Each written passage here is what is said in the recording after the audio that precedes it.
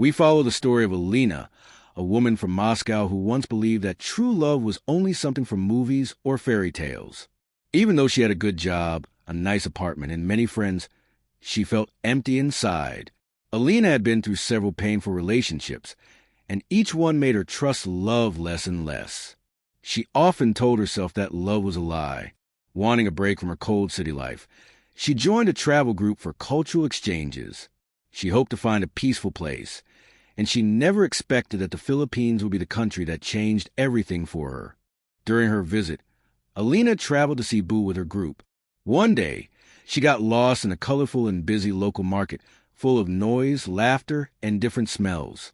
Holding a map and feeling confused, she was approached by a young Filipino man named Marco. He had a gentle smile and asked if she was lost. Marco worked with his family at a small fruit stall. He was not rich or trying to impress her. He was simply kind. He helped her find her group, showed her around the market, shared stories from his life, and made her laugh in a way she hadn't laughed in years.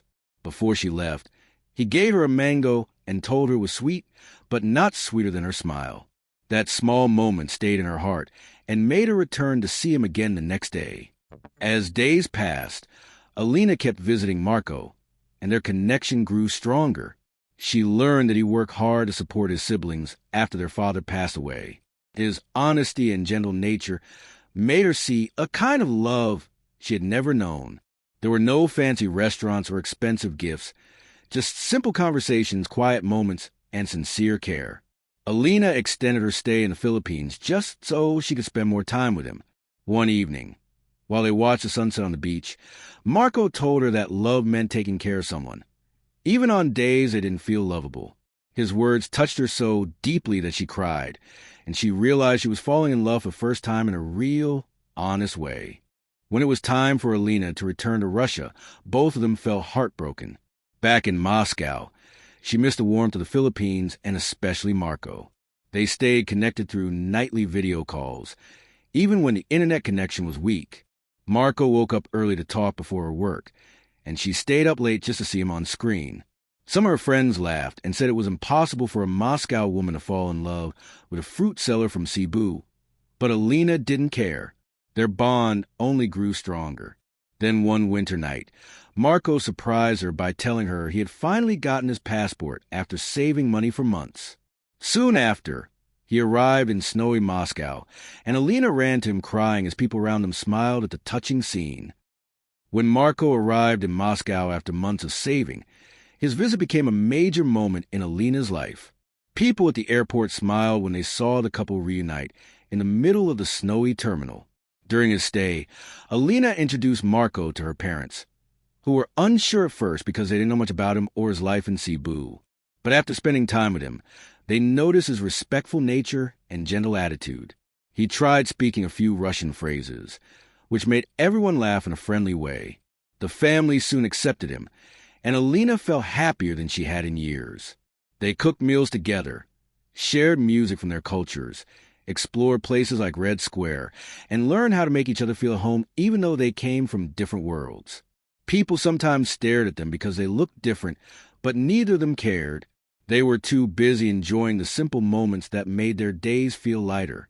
After Marco returned to the Philippines, the couple continued their long-distance relationship. Over time, Alina realized she wanted to be closer to him and the peace she felt in Cebu. A year later, she made a huge decision.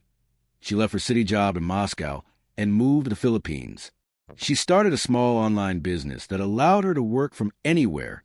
Together, she and Marco built a small home near the sea. It wasn't fancy or expensive, but it was filled with laughter, morning waves, and the smell of fresh mangoes Marco brought from the market. Every day reminded Alina of how much her life had changed. She once believed love wasn't real, but now she woke up to gentle moments that made her feel safe. People in their community noticed how strong their relationship was. Many admired how they supported each other and how they stayed kind even when things were difficult. As time passed, their story began to spread among neighbors and friends. People called them the Russian and the Cebuano, who showed that love could cross oceans and cultures. Alina and Marco liked exploring new places together around the Philippines. Everywhere they went, people were curious about their bond. When someone asked how their relationship began, Marco would joke that Alina didn't believe in love until she met him, and she would laugh and hug him, admitting he was right. One special afternoon, they returned to the same beach where they had once watched the sunset during Alina's first trip. There, Marco opened a small wooden box and showed her the ring she had given him years ago.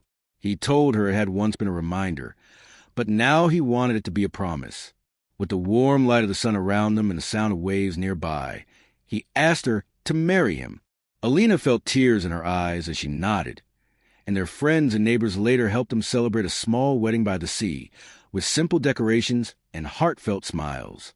After their simple beach wedding, Alina and Marco settled into their everyday life as a married couple. Their home near the shoreline became a place where they learned more about each other's habits, traditions, and dreams.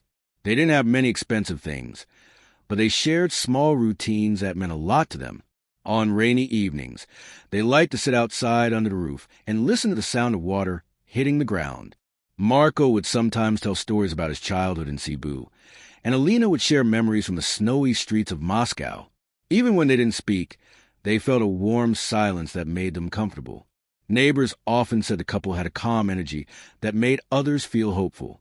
Little by little, their life became proof that love didn't need luxury. It only needed two people who cared for each other deeply and honestly. As their marriage grew, Alina and Marco decided to travel to different parts of the Philippines.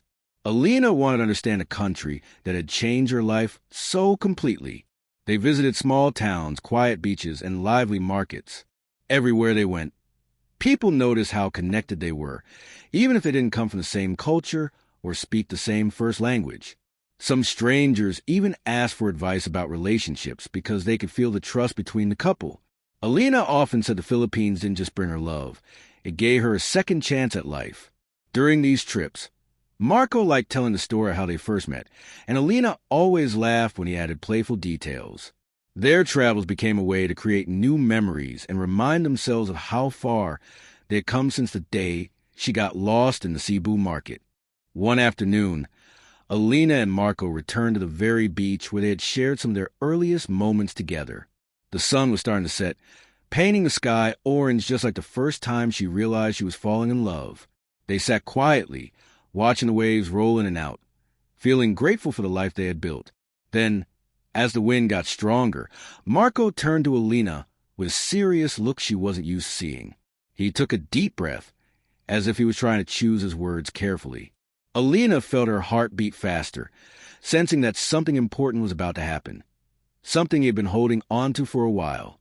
Before he could finish his sentence, a loud shout came from behind them, and they both turned to see someone running toward them, like, "Share and subscribe for more."